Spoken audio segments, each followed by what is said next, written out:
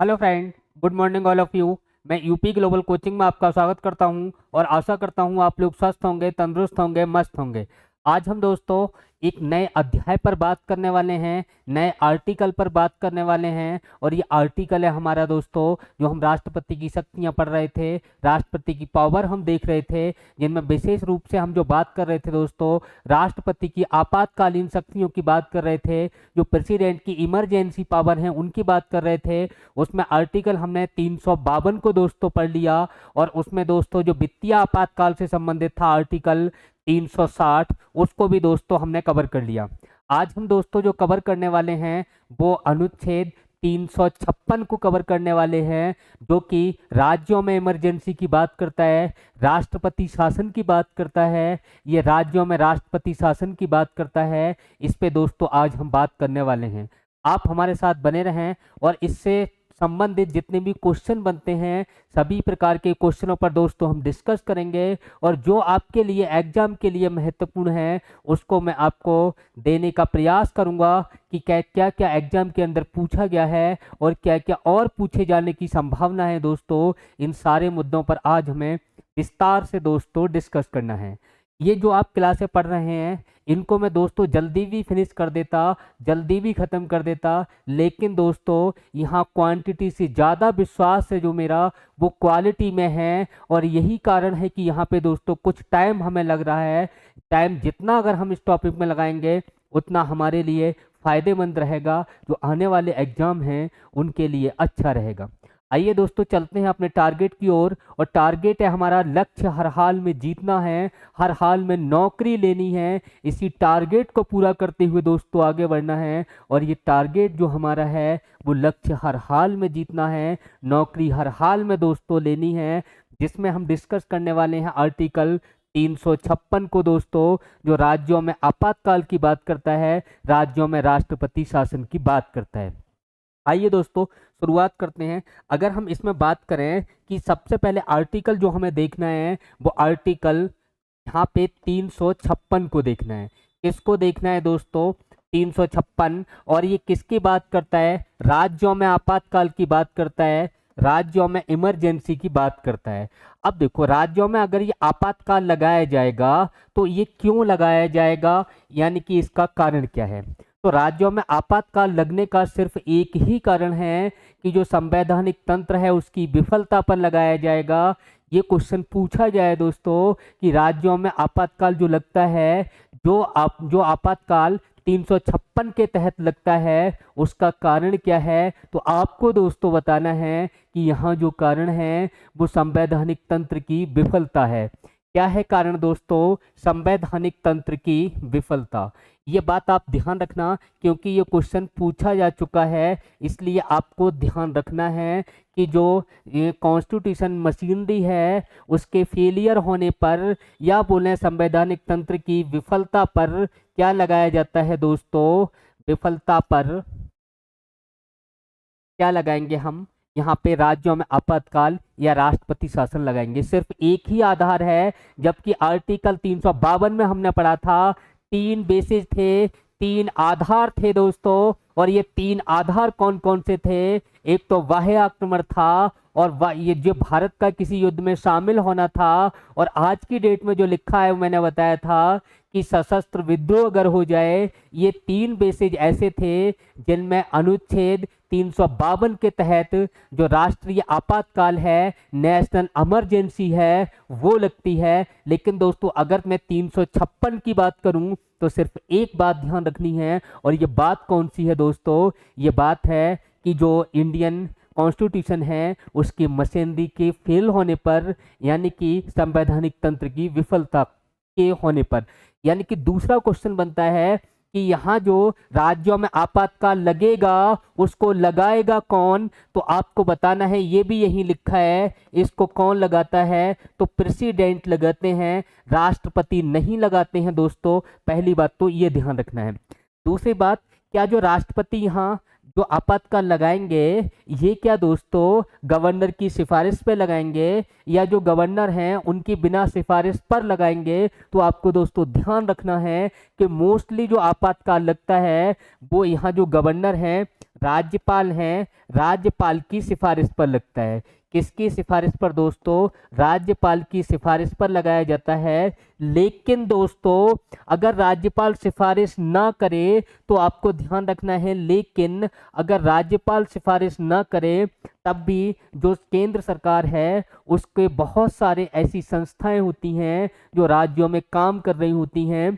अगर राष्ट्रपति को अनुभूत हो जाए, अगर राष्ट्रपति को ऐसा लगे कि इस राज्य में संवैधानिक तंत्र विफल है, तो राष्ट्रपति के बिना सिफारिश के भी जो राष्ट्रपति शासन है राज्यों में वो लग सकता है। दोस्तों ये दोनों बातें आपको ध्यान रखनी है कि राष्ट्रपति से अगर राज्यपाल सिफारिश करे फिर भी लग सकता है, लेकिन अगर जो राज्यपाल है वो सिफारिश ना करे और राष्ट्रपति को ऐसा अनुभूत हो जाए, राष्ट्रपति को ऐसा लगे कि इस राज्य में संवैधानिक तंत्र विफल है, तब भी दोस्तों राष्ट्रपति शासन राज्यों में लगाया जा सकता है। क्योंकि यहाँ केंद्र सरकार की बहुत सारी ऐसी संस्थाएं होती हैं जो राज्यों में काम करती है। केंद्र का एक विभाग होता है दोस्तों होम मिनिस्ट्री, और होम मिनिस्ट्री के अंतर्गत एक विभाग आता है राज्य विभाग, और इस राज्य विभाग को जो राज्य के गवर्नर हैं, राज्यपाल हैं, वो प्रत्येक 15 दिन पर राज्य की सूचना देते हैं कि राज्य में शासन व्यवस्था किस तरीके से चल रही है, राज्य के अंदर एसटी जो एससी और एसटी हैं इनके खिलाफ कितने मुकदमे दर्ज हुए, या फिर दोस्तों जो महिलाओं के विरुद्ध कितने मुकदमे दर्ज हुए। ये सारी बातें, ये सारे रिकॉर्ड जो राज्यपाल है वो गृह मंत्रालय को भेजता है। इसका मतलब ये हम कतई नहीं कह सकते कि राज्यपाल सिफारिश करे तभी राष्ट्रपति शासन लगेगा। अगर राज्यपाल सिफारिश ना भी करे फिर भी राष्ट्रपति शासन लग सकता है। ये दोनों ही बातें आपको दोस्तों ध्यान रखनी है। अगर मैं यहाँ पे बात करूं कि संवैधानिक तंत्र की विफलता हो गया, राज्यपाल ने सिफारिश कर दी, अगर नहीं की तो जो अन्य संस्थाएं हैं उनसे अगर राष्ट्रपति जी को अनुभूत हो जाए तब भी यहाँ राष्ट्रपति शासन लग सकता है। अब देखो राष्ट्रपति शासन लगने की बात हो गई। अगर हम बात करें समाप्त, जो राष्ट्रपति शासन है ये समाप्त किस कंडीशन में होगा, तो पहली बात ध्यान रखनी है कि जो प्रेसिडेंट हैं वो प्रेसिडेंट कभी भी इस बात की घोषणा कर सकते हैं कि यहाँ पे जो राष्ट्रपति शासन है इसको समाप्त किया जाए, पहला पॉइंट। दूसरा पॉइंट, जो संसद है वो संसद अनुमोदन कर दे।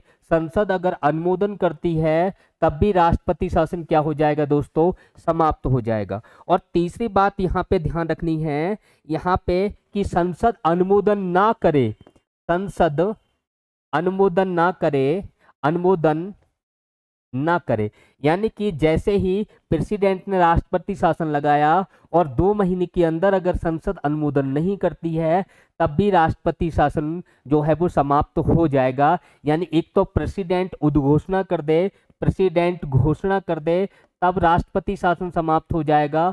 दूसरी बात, संसद साधारण बहुमत से अनुमोदन कर दे, साधारण बहुमत से अगर अनुमोदन कर दे कि जो राष्ट्रपति शासन राज्यों में चल रहा है इसको खत्म किया जाना चाहिए, तो दोस्तों खत्म हो जाएगा। अगर दोस्तों जैसे ही प्रेसिडेंट ने, जो राष्ट्रपति हैं, इन्होंने राष्ट्रपति शासन लगाया राज्यों में और 2 माह के अंदर, 2 माह में या 2 माह के अंदर जो संसद है इस संसद ने अनुमोदन नहीं किया, संसद ने अनुमोदन नहीं किया, तब भी दोस्तों ये जो राष्ट्रपति शासन राज्यों में चल रहा है ये समाप्त हो जाएगा। इसकी 3 कंडीशन है और तीनों ही दोस्तों ध्यान रखनी है।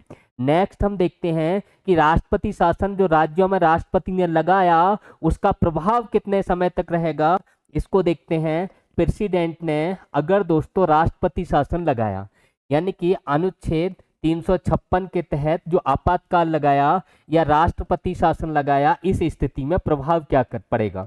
राष्ट्रपति शासन जो चल रहा है इस राष्ट्रपति शासन में पहला पॉइंट आपको ध्यान रखना है दोस्तों कि यहाँ पे जो शासन अब करेगा वो शासन किसके हाथ में आ जाएगा, शासन गवर्नर के हाथ में आ जाएगा। बोले तो राज्यपाल यहाँ की शासन व्यवस्था देखेगा।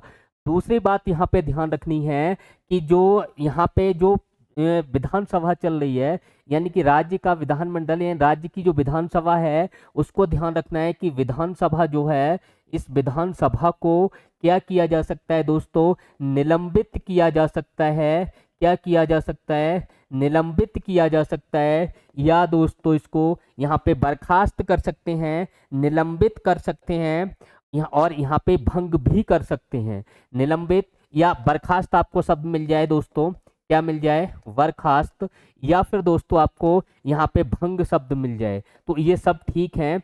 यानी कि इसका जो प्रभाव रहेगा वो प्रभाव आपको देखना है राष्ट्रपति शासन का। क्या प्रभाव रहेगा कि शासन जो है गवर्नमेंट, जो गवर्नर हैं, राज्यपाल हैं, वो करेंगे, वो संचालित करेंगे, और विधानसभा को निलंबित किया जा सकता है या विधानसभा को यहाँ पे भंग भी किया जा सकता है। दोनों ही बातें दोस्तों आपको ध्यान रखनी है। तीसरी बात यहाँ पे ध्यान रखनी है कि राज्य का जो नेतृत्व करेगा वो कौन करेगा, राज्यपाल करेगा या शासन जो करेगा यहाँ संचालित करेगा। शासन को संचालित ऐसे लिख लीजिए आप, संचालित कौन करेगा, तो राज्यपाल करेगा। तीसरी बात यहाँ पे जो ध्यान रखनी है दोस्तों कि यहाँ पे जो राज्य विषय पर कानून बनाने का अधिकार अब किसका होगा, राज्य विषय पर कानून बनाने का अधिकार, कानून बनाने का अधिकार किसका हो जाएगा ऐसी स्थिति में, तो राज्य विषय पर कानून बनाने का अधिकार जो है वो किसका होगा दोस्तों, संसद का होगा। और ये बात कहाँ लिखी है, अनुच्छेद 250 में लिखी है। कहाँ लिखी है दोस्तों, अनुच्छेद 250 में लिखी है कि राज्य विषय पर कानून बनाने का अधिकार किसका हो जाएगा, तो आपको बताना है दोस्तों यहाँ पे संसद का होगा। आगे देखते हैं दोस्तों। आगे अगर मैं बात करूं यहाँ पे आर्टिकल 355 क्या कहता है, इस पे थोड़ा देख लीजिए। जैसे मान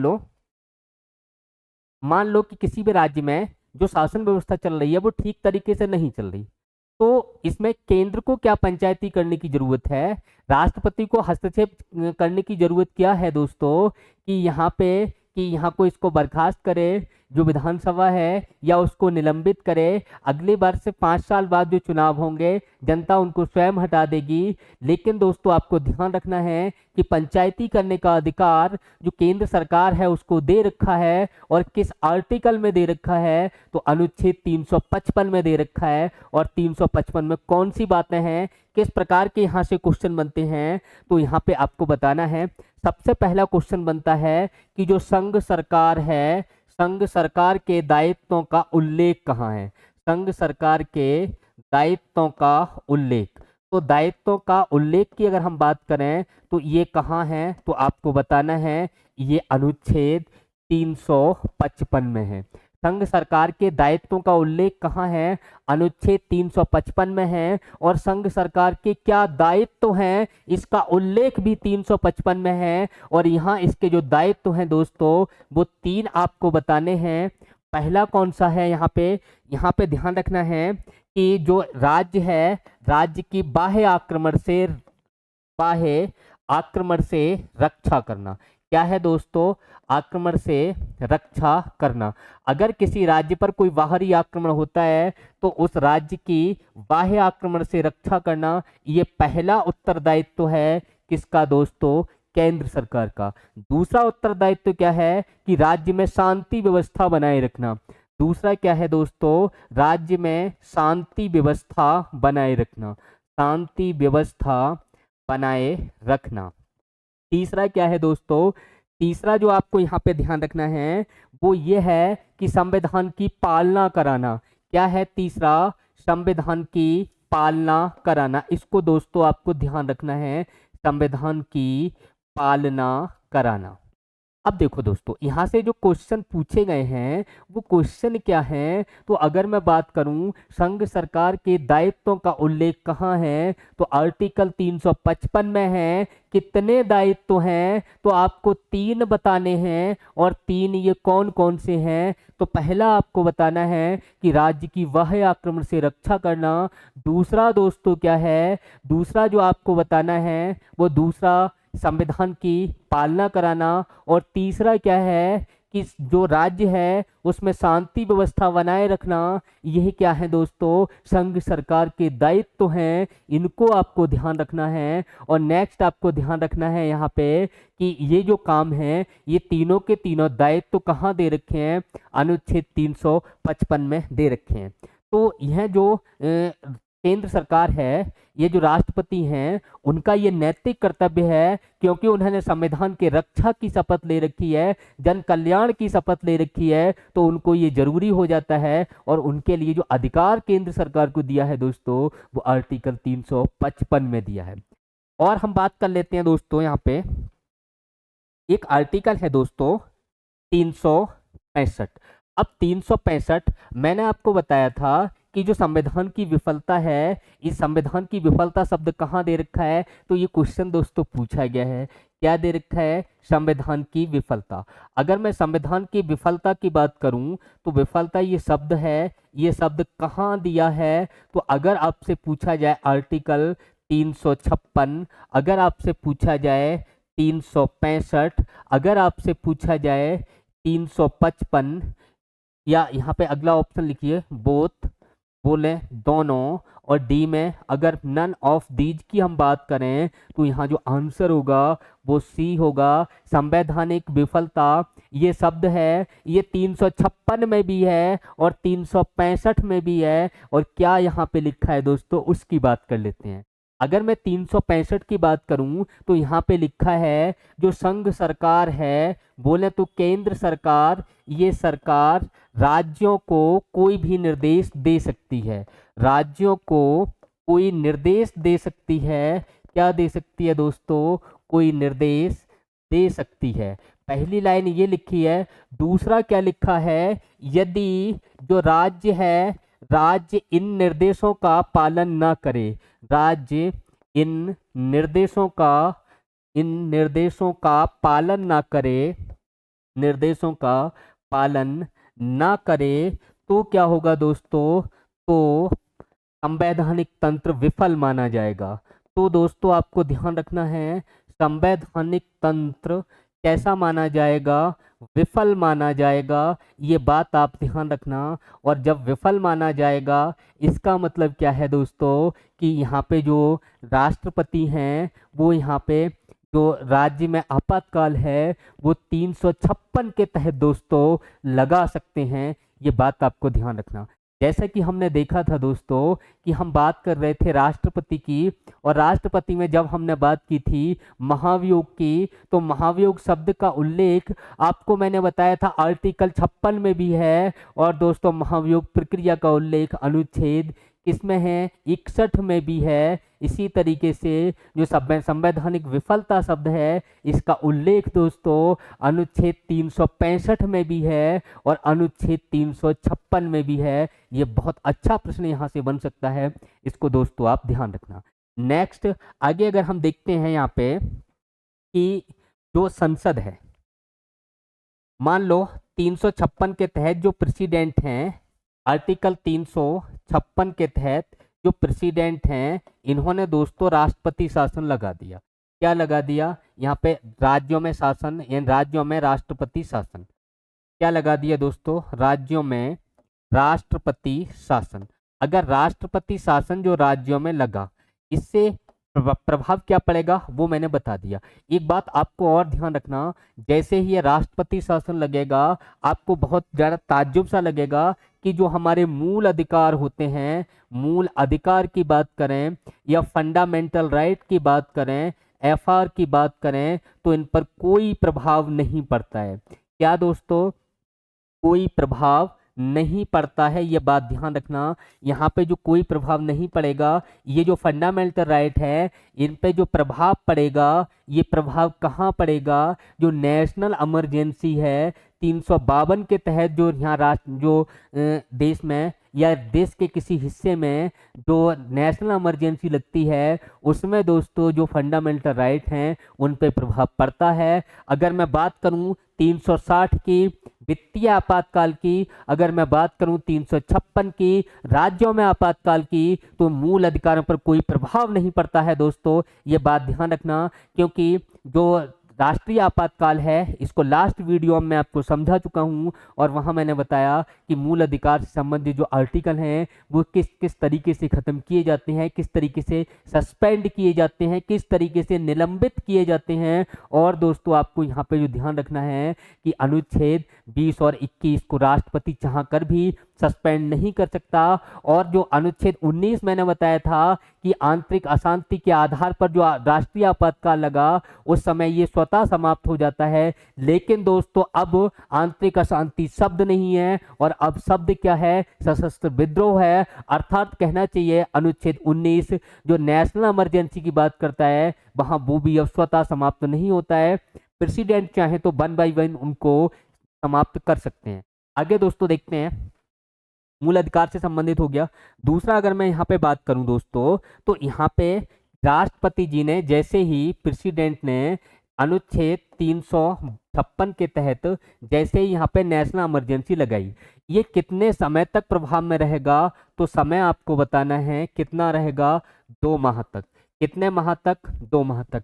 अगर मैंने आपको बताया था दोस्तों कि 352 के तहत अगर नेशनल इमरजेंसी लगी है तो वो कितने दिन तक प्रभाव में रहेगा, वहां 1 मंथ था और यहाँ दोस्तों कितना है, 2 माह है। इसी तरीके से 360 की बात करें, वित्तीय आपातकाल की बात करें, वहां भी कितना लिखा है, 2 महीने तक प्रभाव में रहेगा। अब देखो 2 महीने के अंदर 2 महीने के अंदर अगर संसद इसको अनुमोदित कर दे, यानी संसद इसका अनुमोदन कर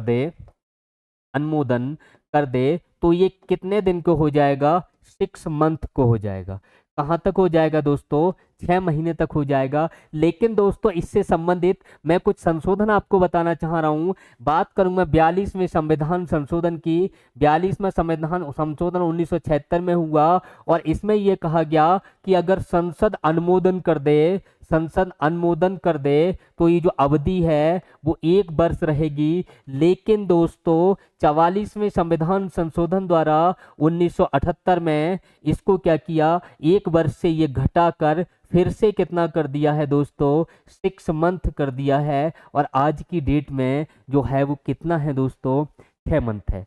अब दोस्तों मैंने आपको बताया था कि जो नेशनल इमरजेंसी है 352 के तहत जो आपातकाल लगता है उसमें उस आपातकाल को अनंत समय तक बढ़ाया जा सकता है। अगर दोस्तों आपसे पूछा जाए कि यहाँ पे इसको कितने समय तक बढ़ाया जाएगा तो आपको दोस्तों बताना है कि यहाँ पे अनंत समय नहीं है। यहाँ पे जो समय दे रखा है कि संसद एक बार अनुमोदन कर दे तो इसका टाइम कितने वर्ष हो जाएगा दोस्तों, 1 वर्ष हो जाएगा। कितने वर्ष, 1 वर्ष हो जाएगा। अब दोस्तों आपने सुना होगा, कुछ जगह देखा होगा कि यहाँ पे जो आपातकाल है वो 3 वर्ष भी है और आपने पेप्सू वगैरह में जम्मू कश्मीर में देखा होगा तो 7-7 वर्ष तक रहा है। ये कैसे हो गया, इस पे भी थोड़ा हम बात कर लेते हैं। यहाँ पे देखिए कि पहली कंडीशन, फर्स्ट कंडीशन यही है कि जो अगर संसद अनुमोदन कर दे तो अधिकतम कितना हो सकता है, अधिकतम आपको बताना है 1 वर्ष टाइम इसका हो सकता है। जबकि अनुच्छेद 352 में जो संसद है वो 6-6 महीने बढ़ा के कब तक कर सकती है, अनंत समय तक कर सकती है। यहाँ पे संसद अगर अनुमोदन बार बार यहाँ पे करे तो कितने समय तक कर सकती है, अधिकतम अवधि की बात करें तो कितनी दे रखी है, 1 वर्ष। लेकिन एक कंडीशन और ध्यान रखनी है। दूसरी कंडीशन दोस्तों क्या है, दूसरी कंडीशन ये है कि यदि राज्य में पहले से आपातकाल लगाओ, यदि राज्य में पहले से जो आपातकाल है यानी कि 352 के तहत, यानी 352 के तहत यहाँ पे आपातकाल लगा हो। दूसरी बात, यहाँ पे जो निर्वाचन आयोग है यानी आर्टिकल 324, यानी कि यहाँ पे आर्टिकल 324 में किसकी बात करता है, निर्वाचन आयोग की बात करता है। अगर ये जो निर्वाचन आयोग है ये लिख कर दे दे, ये क्या करे, लिख कर दे दे कि अभी चुनाव कराना संभव नहीं है, अभी चुनाव कराना संभव नहीं है, यानी कि राज्य के कुछ ऐसे हालात हो जाएं जिसमें जो है जो आपका निर्वाचन आयोग है वो ये बात लिख कर दे दे कि अभी राज्यों में चुनाव कराना संभव नहीं है, राज्यों की जो हालत है स्थिति थोड़ी नॉर्मल हो जाए तब चुनाव करवा सकते हैं। या तो ये निर्वाचन आयोग लिख कर दे दे या उस राज्य में अनुच्छेद 352 के तहत पहले से आपातकाल लगा हो, ऐसी स्थिति में जो अधिकतम अवधि है दोस्तों, ये अधिकतम अवधि कितनी की जा सकती है, तब आंसर बताना है आपको, 3 वर्ष की जा सकती है। फिर से सुनिए, पहली कंडीशन ये है कि संसद अगर बार बार अनुमोदन कर दे तो इसकी जो अवधि होती है, जो अनुच्छेद 356 के तहत राज्यों में आपातकाल की अवधि 1 वर्ष होगी, 1 वर्ष से ज्यादा नहीं होगी। 1 वर्ष से ज्यादा हो सकती है, उसके लिए 2 कंडीशन हैं। और पहली कंडीशन ये है कि 352 के तहत वहां उस राज्य में पहले से नेशनल इमरजेंसी लगी हो, और यदि नेशनल इमरजेंसी नहीं लगी है तब भी एक और आधार है, और वो आधार ये है कि जो निर्वाचन आयोग है वो ये लिख कर दे दे कि अभी जो हालात हैं वो सामान्य नहीं है, अभी चुनाव कराना संभव नहीं है, थोड़ा दिन का और टाइम दिया जाए, आगे चुनाव करा लेंगे। ऐसी स्थिति में अधिकतम से अधिकतम अवधि जो होती है, जो राष्ट्रपति शासन अधिकतम से अधिकतम अवधि रह सकता है, वो 3 वर्ष रह सकता है। दूसरी कंडीशन में ये ध्यान रखना है। अब आपको लगता होगा कि पेप्सू वगैरह में पंजाब में ये 7-7 साल शासन जो रह गया वो किस तरीके से रह गया, उसकी भी दोस्तों आइए बात करते हैं। उसमें क्या है कि अगर 3 वर्ष से अधिक करना पड़े, अगली कंडीशन देखिए, यदि यदि 3 वर्ष से अधिक अवधि करनी पड़े, अधिक अवधि बढ़ानी पड़े, क्या करना पड़े, 3 वर्ष से अधिक बढ़ानी पड़े, तो इसके लिए आपको दोस्तों क्या करना है, संविधान में संशोधन करना है। क्या करना है, संविधान में संशोधन करना पड़ेगा, ये बात ध्यान रखना। और संविधान में संशोधन हमने दोस्तों किया जब पेप्सू में जो राष्ट्रपति शासन लगाया उस समय किया है, और वो देखते हैं दोस्तों क्या है। पहला क्वेश्चन यहां से बनता है, फर्स्ट क्वेश्चन, कि भारत में सर्वप्रथम अगर पूछा जाए, सर्वप्रथम यानी जो राष्ट्रपति शासन है, प्रेसिडेंट रूल है, राष्ट्रपति शासन, ये अनुच्छेद 356 के तहत कहाँ लगा, सर्वप्रथम 356 के तहत कहाँ लगा, तो आंसर क्या दोगे दोस्तों, तो आपको बताना है पेप्सू में लगा। कहाँ लगा, पेप्सू में लगा। और पेप्सू क्या है, ये पंजाब का क्षेत्र है। क्या है दोस्तों, पंजाब का क्षेत्र है, पंजाब का क्षेत्र। इसका मतलब है पी से पटियाला ईस्ट, क्या बताना है दोस्तों यहाँ पे, Patiala east of Punjab state union. बात समझ में आई, क्या है इसकी फुल फॉर्म, तो फुल फॉर्म आप बता देना, Patiala east Punjab of state union. बात समझ में आई, पेप्सू की फुल फॉर्म है। और यहाँ जो सर्वप्रथम लगा, अगर पूछा जाए सर्वप्रथम कब लगा, तो आंसर क्या देंगे दोस्तों, वो आंसर सुनिए, यहाँ जो लगा है 1951 में लगा। कब लगा, 1951 में लगा। और यहाँ पे ये लगभग 7 साल के करीब चला है। और यहाँ पे जो चला उसका आधार क्या था, कि यहाँ जो जम्मू कश्मीर है या जो पंजाब वाला क्षेत्र है जो पाकिस्तान से लगा हुआ, यहाँ पे क्या था दोस्तों, आतंकवाद चरम सीमा पर था। जो स्थिति थी बहुत ही नाजुक स्थिति थी। और ऐसी स्थिति में 3 साल से अधिक जब हमने इसको बढ़ाया, तो बार बार संविधान में हमने अमेंडमेंट किया, और इससे 3 वर्ष से बढ़ा के 4 वर्ष किया, 5 वर्ष किया, 6 वर्ष किया। इसको हम संविधान में अमेंडमेंट करके, और ये विशेष प्रावधान जो हमने किया था वो सिर्फ और सिर्फ पंजाब के लिए किया था, ये भी बात ध्यान रखना। अन्य राज्यों में 3 वर्ष से ज्यादा अधिकतम से अधिकतम अवधि नहीं हो सकती। पहली कंडीशन में आपको अधिकतम अवधि 1 वर्ष ही ध्यान रखनी है। यह बात दोस्तों मैं आपको समझा चुका। और क्या क्वेश्चन बनते हैं, और क्वेश्चन यहां से बनते हैं कि सर्वाधिक बार, यानी सर्वाधिक बार जो 356 के तहत राष्ट्रपति शासन कहाँ लगा, तो सर्वाधिक बार आंसर होगा यूपी होगा। और यूपी में कितनी बार लगा है, 11 बार। अगर आपसे पूछा जाए सबसे लंबे समय तक, सबसे लंबे समय तक कहाँ लगा, तो लंबे समय तक आप आंसर बता दोगे दोस्तों, कहाँ लगा है, पंजाब में लगा है। और पंजाब में भी कहाँ दोस्तों, पेप्सू में लगा है। बात समझ में आई। अगर आपसे पूछा जाए दोस्तों कि किन राज्यों में अब तक राष्ट्रपति शासन नहीं लगा है, अब तक राष्ट्रपति शासन नहीं लगा, तो कहाँ नहीं लगा है, तो ऐसे जो राज्य हैं दोस्तों वो 2 आपको ध्यान रखने हैं। वो कौन कौन से हैं, एक तो 2014 में बना है, कौन सा बना दोस्तों, तेलंगाना बना। कौन सा है दोस्तों? तेलंगाना आपको ध्यान रखना है। और इसके अलावा दूसरा राज्य कौन सा है? तो दूसरा बताना है, छत्तीसगढ़ है। यहाँ पे अब तक एक भी बार जो राष्ट्रपति शासन है 356 के तहत जो राज्यों में लगता है वो एक भी बार नहीं लगा है दोस्तों। ये बातें आपको ध्यान रखनी है क्योंकि यहाँ से क्वेश्चन बार बार पूछे जा रहे हैं। दूसरी बात, अगर मैं जम्मू कश्मीर की बात कर लूँ, J&K, यहाँ पे धारा 370 है। और 370 की धारा यहाँ पे जो 92 है, इसमें ये जो कह रखा है दोस्तों, यहाँ पे 370 की धारा में कि जो जम्मू कश्मीर है इसमें पहले क्या लगेगा दोस्तों? पहले राज्यपाल शासन लगेगा। और राज्यपाल शासन जो लगेगा इसके 6 मंथ आफ्टर राष्ट्रपति शासन लग सकता है, ऐसा कह रखा है। लेकिन दोस्तों आज की डेट में बात करें तो जम्मू कश्मीर में ये यूटी है और इसके प्रावधान दोस्तों अब बदल चुके हैं। ये बात आपको ध्यान रखना। ये बात जब तक यूटी नहीं बना तब तक लागू थी, आज की डेट में ये भी बात लागू नहीं है।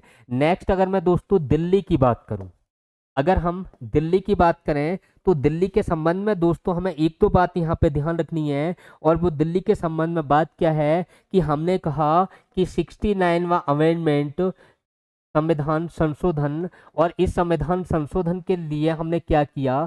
संविधान संशोधन हमने किया। और ये संविधान संशोधन जो हमने किया ये कब हुआ दोस्तों? तो एक तो आपको बताना है ये हुआ 69वां संविधान संशोधन है। और दूसरी बात ये जो हमने किया ये कब किया? तो 1992 में किया। और हमने दिल्ली के लिए यहाँ पे 2 आर्टिकल जोड़े। कौन कौन से? 239 और 239 ए बी, यानी कि 239 ए और ए जोड़ा और 239 ए बी जोड़े। अब दिल्ली में अगर राष्ट्रपति शासन लगता है तो ये क्वेश्चन पूछा गया है कौन सी यहाँ पे किस अनुच्छेद के तहत लगता है? तो आपको ध्यान रखना दोस्तों, दिल्ली में जो राष्ट्रपति शासन लगेगा, राष्ट्रपति शासन जरूरी इसलिए है ये कि दिल्ली में जो राष्ट्रपति शासन लगता है वो इसकी जो धारा है यानी कि एक्ट बोले तो अनुच्छेद, किस अनुच्छेद के तहत लगता है? तो अनुच्छेद 239 239 ए बी के तहत लगता है। जबकि अन्य राज्यों में जो लगता है वो आपको समझ में आ गया होगा। अन्य राज्यों में किस धारा के तहत लगता है? तो 356 के तहत लगता है। अन्य राज्यों में लगेगा वो 356 के तहत लगेगा। और दिल्ली में जो लगेगा दोस्तों वो कौन सी धारा के तहत लगेगा? 239 ए बी के तहत लगता है। ये बात दोस्तों हमें ध्यान रखनी है। ये जो टॉपिक है दोस्तों इसको आज हम यहीं फिनिश करते हैं। कल फिर मिलते हैं नेक्स्ट टॉपिक के साथ। तब तक के लिए थैंक यू, धन्यवाद, जय हिंद, जय भारत दोस्तों।